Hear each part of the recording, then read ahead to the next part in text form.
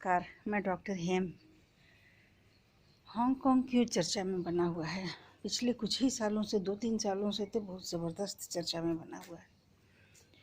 आखिर क्या बात है? चाइना से विवाद की क्या वजह है? इंग्लैंड इसमें कहाँ से आ गया?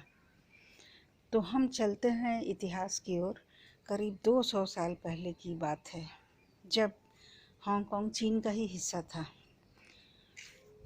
और उस समय भारत में जब अंग्रेज़ों का शासन था, तब उस समय अंग्रेज संसार में तरह तरह के व्यापार करते थे और उन्हें चाहिए था चीन से चीनी और चाय की पत्ती। तब उन्होंने चीन से इसका व्यापार करना चाहा, चीनी और चाय का।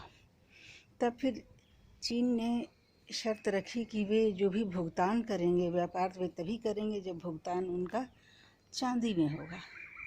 उन्हें बदले में चांदी चाहिए थी। तो फिर इंग्लैंड ने व्यापार तो शुरू किया, परंतु एक स्ट्रेटजी बना ली, अपनी एक रणनीति बनाई कि हम चीन को अपने नीचे झुका कर रखेंगे, क्योंकि पूरे संसार को लगभग अंग्रेज़ों ने दबा कर रखा हुआ था और दुनिया के बहुत सारे बड़े बड़े देश उनके कब्जे में थे, उनके गुलाम थे, भारत के साथ ही। तो फिर चीन के साथ भी उनका ट्रेड शुरू हुआ, परंतु चीन बहुत सतर्क था।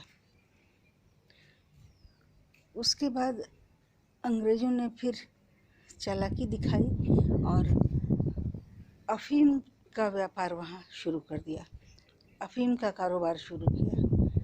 चुपचाप चीनी सरकार या राजा के विरोध में जाते हुए वहाँ के लोगों को अफ़ीम की लत लगाई गई और इसके लिए भारत और अभी वर्तमान पाकिस्तान के क्षेत्रों में अफ़ीम उगाई जाने लगी और कहते हैं कि अफ़गानिस्तान के क्षेत्र में भी।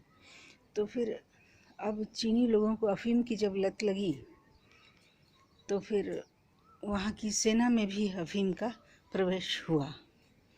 उसके बाद इसके इंग्लैंड ने फिर धावा बोला चाइना पर, लेकिन चाइना के सैनिक माकूल उत्तर नहीं दे पाए, क्योंकि अफ़ीम का भी प्रभाव देखने में आ रहा था।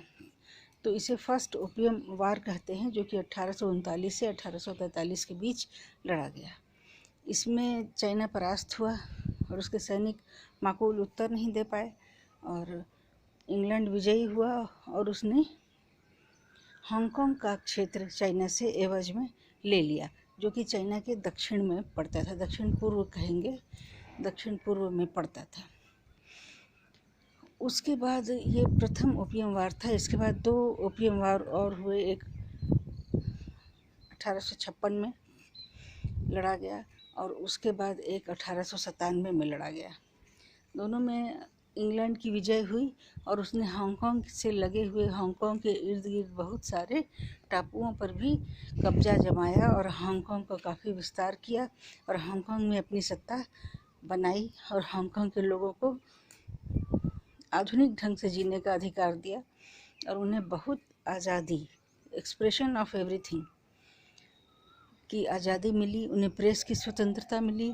प्रेस इंडेक्स हांगकांग का संसार में 18वां था। लोगों को खुले ढंग से रहने, आधुनिकतम तरीके से विकसित शहर के रूप में हांगकांग विकसित हुआ और रहन सहन ब्रिटिश और चाइना के बीच बीच का था और धीरे धीरे आधुनिक और खुला समाज बनता गया। लोगों को इसी जीवन की आदत पड़ गई। लेकिन फिर 1897 में एक ट्रीटी हुई, जिसे हम समझ सकते हैं कि इसके बाद बरतानी सरकार को हांगकांग को संभालने में या हैंडल करने में उसके बाद थोड़ी दिक्कतें पेश आने लगी और प्रथम विश्व युद्ध के बाद तो अंग्रेज़ों की ये हालत हो गई थी, उन्हें अपनी कॉलोनी को बनाए रखना मुश्किल हो रहा था। बहुत सारे देशों को छोड़ने की या आज़ाद करने की नौबत आ रही थी और 1897 के बाद परिदृश्य विश्व का बदलने लगा। फिर उसके बाद ऐसा हुआ कि ब्रिटेन को बहुत सारे देश छोड़ने पड़े। और जब भारत आज़ाद हो रहा था उस समय हांगकांग भी अपने नए जीवन को देख रहा था। और 1897 में ही 99 बरस की लीज पर हांगकांग ले लिया गया था। 99 बरस की लीज पर रखा गया। लेकिन उसके लोगों को भनक लग गई थी कि हम जो आज़ादी का जीवन जी रहे हैं इसमें अब खलल पड़ने वाली है जब ये चाइना के अंडर में इस लीज के बाद आने वाला है। तो 1997 में ये लीज ख़त्म होने वाली थी और उसके बाद चाइना के शरण में, चाइना के अंडर में आते ही दमन का चक्र दिखाई देने लगा।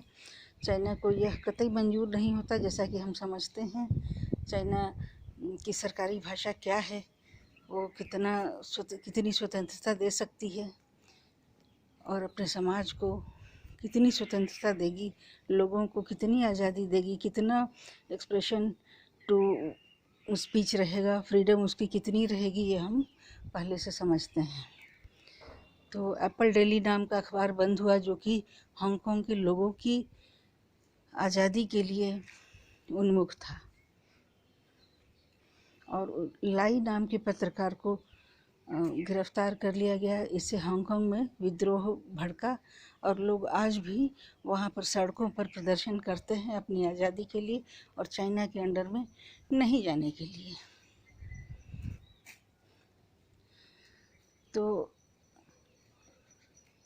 इसके बाद अब हांगकांग अपनी आज़ादी के लिए कृत संकल्प है। यह अवस्था देखते हुए हांगकांग के लोग चाइना से ही आज़ाद होना चाहते हैं और इंग्लैंड वहाँ से हट चुका।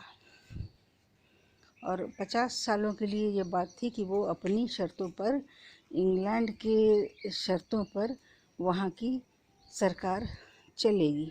लेकिन चाइना को ऐसा गवारा है नहीं। ऐसा लगता है कि चाइना एक पूरी तरह से उसकी जो आधुनिकता है या उसके जो विचार हैं, उसके समाज को जो मान्यता मिली हुई है, जिसकी एडिक्शन वहाँ के लोगों को लग चुकी है, तो उसको अब वापस लेना चाहता है और एक बहुत सामान्य चीनी राज्य का दर्जा देना चाहता है। तो इसी को लेकर के हांगकांग अपनी खबरों में बना हुआ है।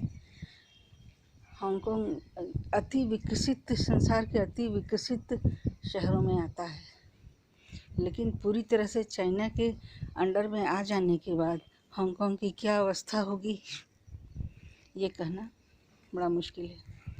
वैसे भारत का क्या स्टैंड होना चाहिए? भारत को हांगकांग की जो भी अवस्था है, हांगकांग के लोगों से कुछ सिंपैथी रखते हुए, सहानुभूति रखते हुए अपना स्टैंड एक बनाना होगा।